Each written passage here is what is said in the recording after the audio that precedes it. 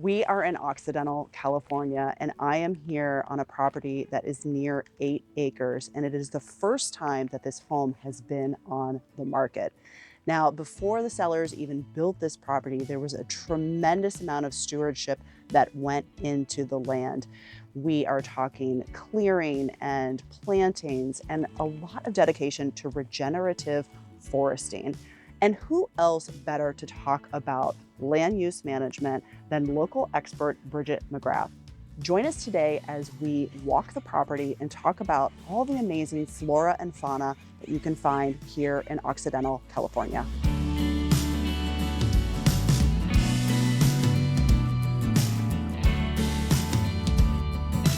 So Bridget, what is so interesting and unique specifically about Occidental, California? Well, what's so amazing about this area is that we are at the southernmost tip of the Pacific Northwest rainforest. Really? Yeah. So what's great is that, and that extends all the way up to Vancouver in Canada. Wow. Yeah. Specifically, Occidental is kind of like the last marker. Correct. Yeah. Wow, that's really cool. So I think something that's really interesting about this microclimate within this area is that we're in a coastal region. Yes. Where you get a lot of fog, you get a lot of that air from the ocean coming in. So you have an amazing abundance of plant life and wildlife here. From the winter through the summer, you have a more temperate climate. I think that's one of the things coming from San Francisco and figuring out where we wanted to live in Sonoma. We were always drawn to this region, and I know clients really appreciate having more of that diversity versus being on the east side of Sonoma. And also from a fire perspective, let's talk a little bit about that.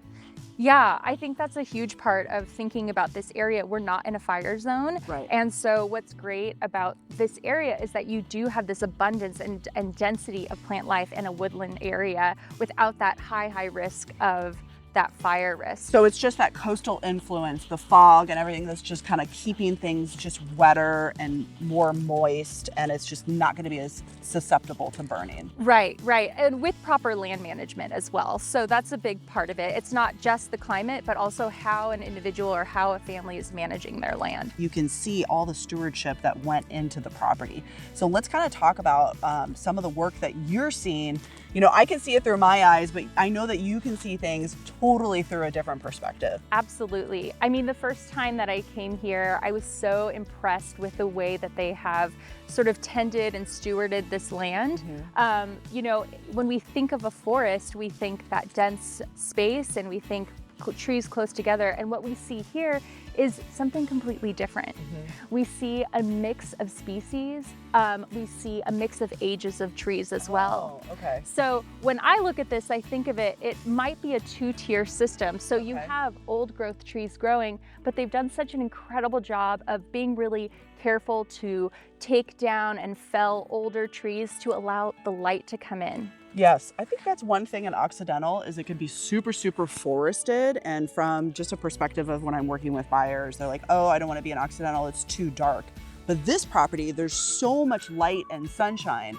And so you're saying it's important, even in a redwood forest, to create kind of these sunnier zones? Exactly. Okay. Because what you want to have is just like a family or just like in anything, you want to have a variety of generations. So when you have light canopy coming in through the larger, older established trees, you're allowing for those younger trees to come in and start to grow. And so you have this varying of ages of trees. It creates a healthier ecosystem, it creates a healthier woodland, and it allows for better long-term management because you don't have just one generation of trees, you have a multi-generational complex ecosystem. That's amazing. Let's talk about some of the flora and the fauna that we're seeing here. I think I see some forget-me-nots over here. What is this plant back there behind that? Oh, this is really interesting. So this is an edible plant. Really? Yes, it is called, some people call it miner's lettuce, some people call it roux. Okay. And this is a little bit of a late season version, but because you can see it's already flowering. Right. When it is first growing, it has more of a heart shape. Can you eat it now? It is absolutely edible. So if you go ahead, you could Should you eat take the off this entire part? thing. You could take that off. Okay. Yeah. But it's got this amazing buttery, really sweet. This is really good. It's really good. So you could just pick some of this and then make yourself a little salad. Absolutely. Can we talk about the ferns a little bit? Yeah, ferns, again, on the understory of a woodland forest, serve such an important function. Not only do they sort of create a root system, a shallow root system that helps bring water in, but it also creates habitat. I know that we have salamanders here, we have blue skinks, we have a variety of... What's a blue skink? Oh, it's like this long, skinny, lizard-looking, but it's got Is it the one that looks like a snake? Yes, and it's got a bright blue stripe. Those are so cool. They're amazing. Yeah, yeah. So it's great habitat, and then also it provides shade for those early sprouting trees. You can see that right here. For an example, that this oak tree, you know, is supported and was supported when it was much smaller by this surrounding vegetation. That's amazing. So we do get a lot of rain here, and there's a seasonal creek that runs along here, but let's talk a little bit about how important it is to kind of manage the water on a property. Yeah, I mean, drainage is such a huge part. It's also, I think, the invisible part of land management. A lot of folks don't think about where do you store, sink, and flow your water on your property. So they've done an incredible job here. Not only have they graded and created a nice path, but they've also... Yeah, this whole path, like nothing was here. This was all raw land. So all the paths that we're walking on, all of the paths over here and all the clearing, like they did all of this. It's an incredible. Is amazing. Yeah, it's a lot of work. I mean, this work is the stuff that takes so much time and so much thought, and the fact that that's already done is like a huge win. The heavy lifting has already been done. Later in the video, we're gonna like look at the house and talk all about that and different possibilities. But it does really feel like a lot of the heavy lifting of the land is already done. To me, it feels like if whoever is lucky enough to purchase this, whoever buys this property, it's like you're buying a little regional park. Oh, totally. Absolutely. And the work has been done where they've created a demonstration of what it can be at its height. Right. So did you want to talk a little bit about this water here? Yeah, I mean, I would just say, you know, what we're seeing is a seasonal creek. And again, in this sort of woodland where we're in a sloped environment, it's really important that you have really good drainage and you have places for the water to go. So it's really great that this is away from the house. It's in an area where there are existing trees and plants. Let's go and see if we can see anything. Yeah, let's get in there. I mean, you and I were here a couple weeks ago and it's already changed so much. Oh, that's right, the path is down here. It's already changed so much just over a couple of weeks because we've had warmer weather and, you know, things are starting to really sprout up. This is such a cute creek, and it's just amazing that you're getting water this kind of in the mid-season here. Yeah, we are slowing down. This was probably gushing a lot more when we were really raining.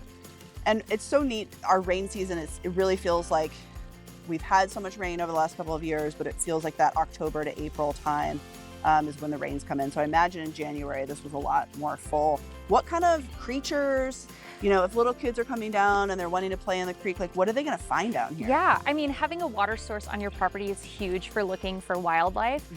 So of course, as I mentioned, you can find salamanders, you can find skinks, but this is also where deer will come to drink water. You will find birds coming in. The water is so clear. It's so clear, yeah. And that's because there's a lot of filtration happening upstream with the amount of vegetation and being kind of in this sort of interesting system of drainage. One of the challenges in this ecoregion is you always have to think about runoff because there's a lot of sediment that moves through the land, and when you have to manage that, that can be really challenging. Right. So making sure that you don't have bare soil, that you have root structures that are supporting your hillsides is such an important part of keeping and maintaining your land and not having all of your soil wash away every year.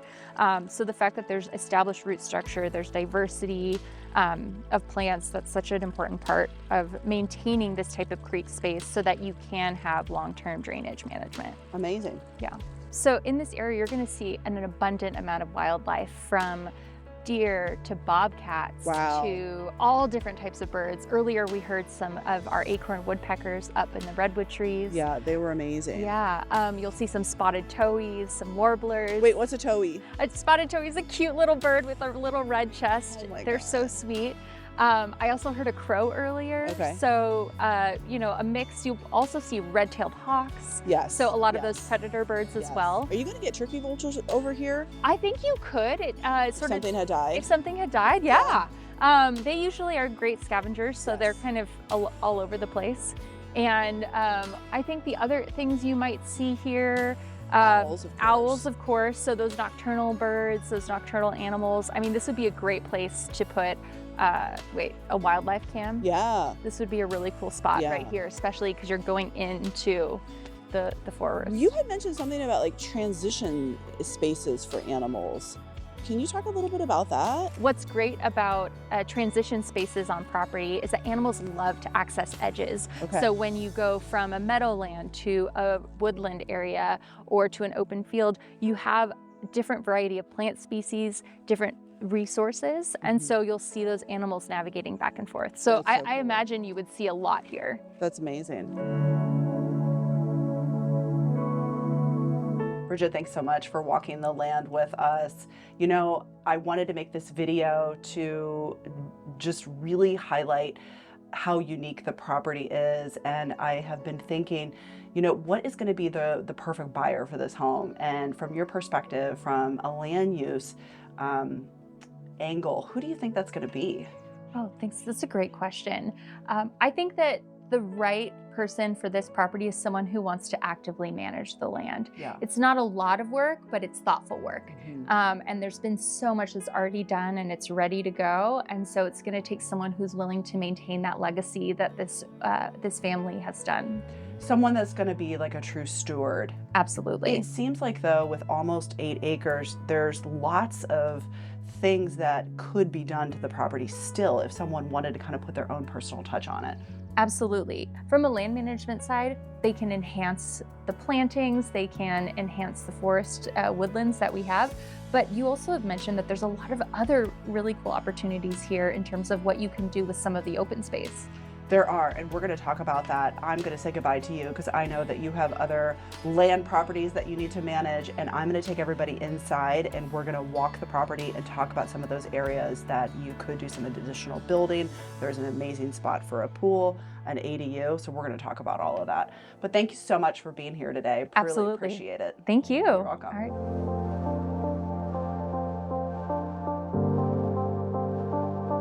Let's check out the house. So 15473 was built in 2018. The seller built it for themselves, and you can see lots of love, craftsmanship, and details. Very much a Scandinavian design, as the sellers are European.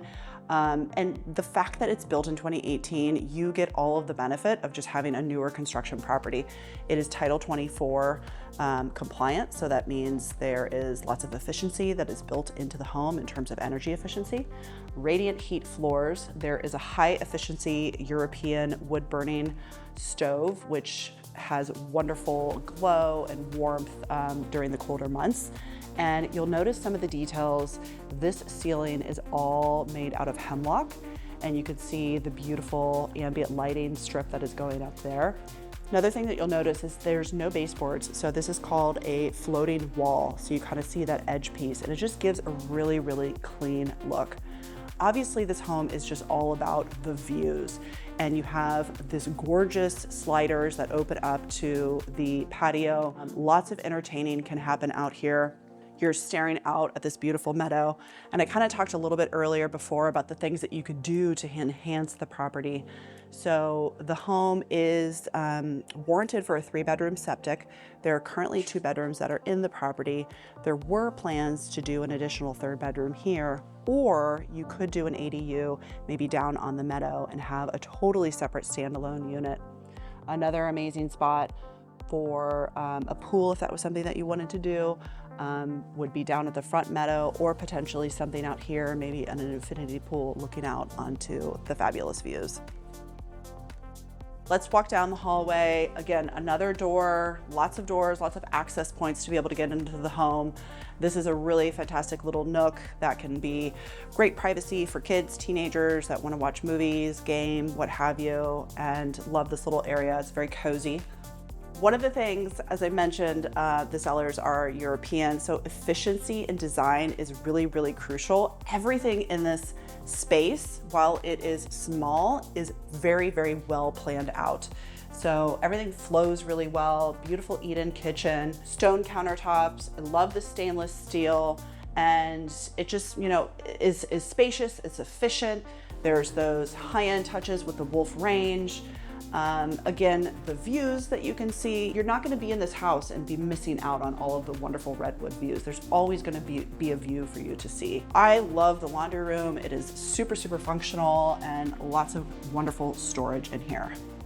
You also have a great full bath. The cool thing about this property is there's lots of other sleeping arrangements. While there's only two bedrooms, there's an amazing loft, and then there's a really cool bunkhouse / studio that I'll show you in a little bit. So it's really nice to have an additional full bath here. Heading down to the bedroom wing, again, we have another gorgeous slider and a freshly oyster shelled bocce ball, which is so much fun in the summertime for everyone to just hang out, have delicious cocktails and mocktails, and get to play bocce.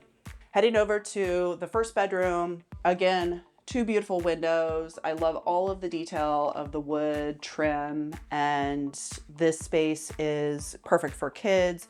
One thing to note is the closet could potentially go here. My client is European, and in Europe, they actually don't have a lot of closets.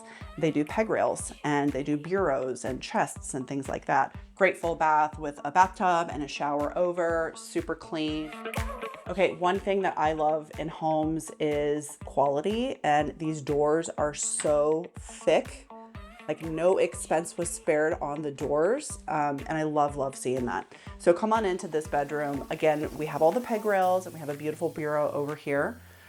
Lots of views, love seeing those redwoods right out the window. And again, you would have space for a closet right here. So this space was traditionally used as a bunkhouse for my sellers, but as you can see, there's lots of flexibility. You could certainly have a home office here. You could turn it into a meditation space, a yoga room. There is a lot of options, and I love that they continued the wood detailing on the ceiling. Lots of great storage on the property, and you have your own garage, automatic garage, and I'm obsessed with this vintage Toyota truck. Maybe it could come with the sale, I don't know, we'll see. But as you can see, there's lots of great storage here, super organized built-ins over here.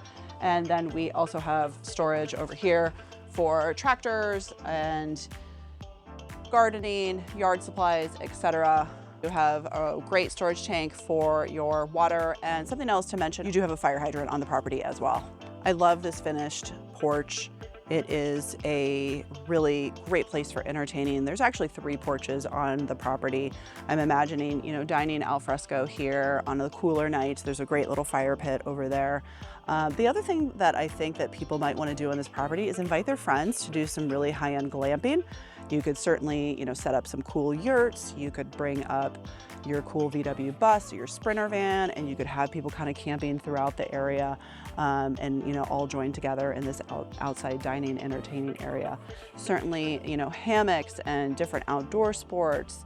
On nearly 8 acres, it's really kind of sky's the limit in terms of what you want to do. But this is definitely a home where you're going to want to enjoy the outdoors. You're going to want to have all of those outdoor recreational activities. You could have archery out here. Like I said, the sky is the limit. So bring your imagination and come and check out this property in real life. Thank you so much for joining me today at 15473 Coleman Valley Road. Something I didn't mention is that we are just 0.6 miles from downtown Occidental, so you can zip down really easy and grab coffee at Altamont. We are just 25 minutes away from Bodega Bay.